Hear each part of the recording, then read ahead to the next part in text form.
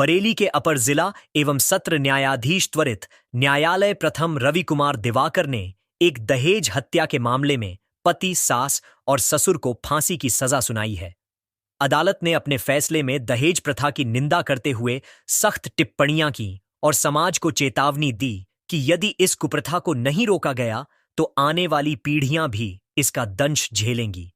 अदालत ने अपने फैसले में कहा कि आज भी समाज में बेटियों को बोझ समझा जाता है। उनकी शादी को माता पिता के लिए जीवन की सबसे बड़ी जिम्मेदारी मान लिया जाता है, जिससे दहेज जैसी प्रथाएं जन्म लेती हैं।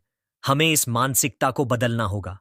न्यायाधीश ने कहा कि यदि इस तरह के अपराधों में नरमी बरती जाती है, यह समाज में अपराध को बढ़ावा देने जैसा होगा। दहेज हत्या का यह मामला जघन्यतम अपराध की श्रेणी में आता है, इसीलिए दोषियों को फांसी की सजा दी जाती है।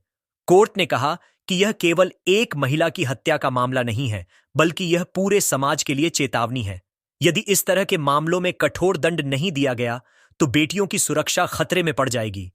अदालत ने इस मामले को दुर्लभतम मामलों की श्रेणी में रखते हुए दोषियों को फांसी की सजा सुनाई। कोर्ट ने यह भी कहा कि इस फैसले से समाज में एक मजबूत संदेश जाएगा कि दहेज प्रथा को अब बर्दाश्त नहीं किया जाएगा और जो भी इसमें लिप्त होगा उसे कड़ी से कड़ी सजा दी जाएगी।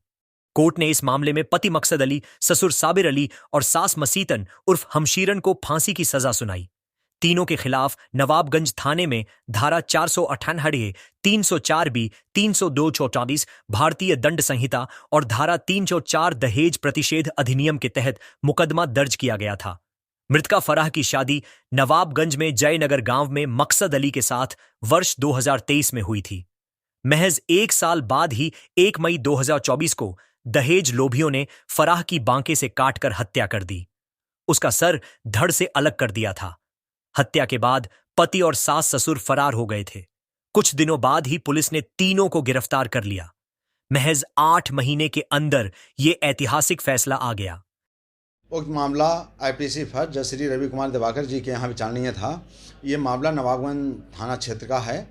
ये वादी द्वारा मुकदमा लिखाया गया था। ये वादी था मुसब्बर अली। इसने अपनी बेटी फराह की शादी अभियुक्त मकसद अली के साथ की थी और ये लोग शादी के बाद से ही दहेज में एक बुलेट मोटरसाइकिल व सोने के जेवरातों की मांग करते थे, उसे प्रताड़ित करते थे, मारपीट करते थे और शादी के लगभग 2 महीने के अंदर ही जो फराह थी मृतका, उसको इन्होंने गलासे से काटकर कई बार उसकी बार कर गले पे निर्मम हत्या कर दी थी। उसकी लाश बेड पे गला अधकटा पाया गया था। पास में जिस तबले से गड़ासा भी कहते हैं गर्दन काटी गई थी वो भी पुलिस को बरामद हुआ था। दुपट्टा बरामद हुआ था। वहाँ मौके पे खून लगा तबला वही गड़सा बरामद हुआ था और इस तरह से इन लोगों ने निर्मम हत्या कर दी थी, जिसका विचारण जज श्री रवि कुमार दिवाकर जी न्यायालय आईपीसी फर्स्ट के यहाँ चल रहा था।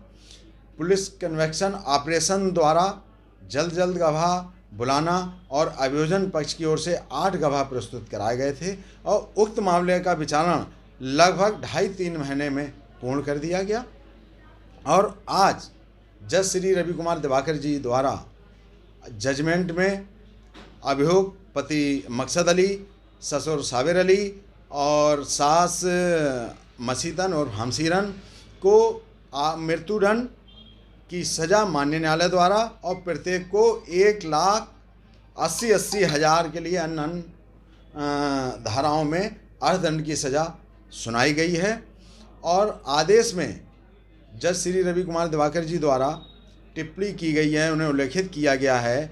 उन्होंने बाबा आदम से लेके लैला मजनू, श्री फरियाद, अन्य मुस्लिम समाज में पत्नी को क्या दर्जा दिया गया है उस सब का उल्लेख करते हुए बहुत अच्छी जजमेंट किया है, टिप्पणी की है और उन्होंने अपनी एक कविता में लिखा है कि जब अगर किसी से पेन मांग लो, अगर कोई किसी से पेन मांग लेता है तब भी आदमी अपना पेन देने में हिचकता है।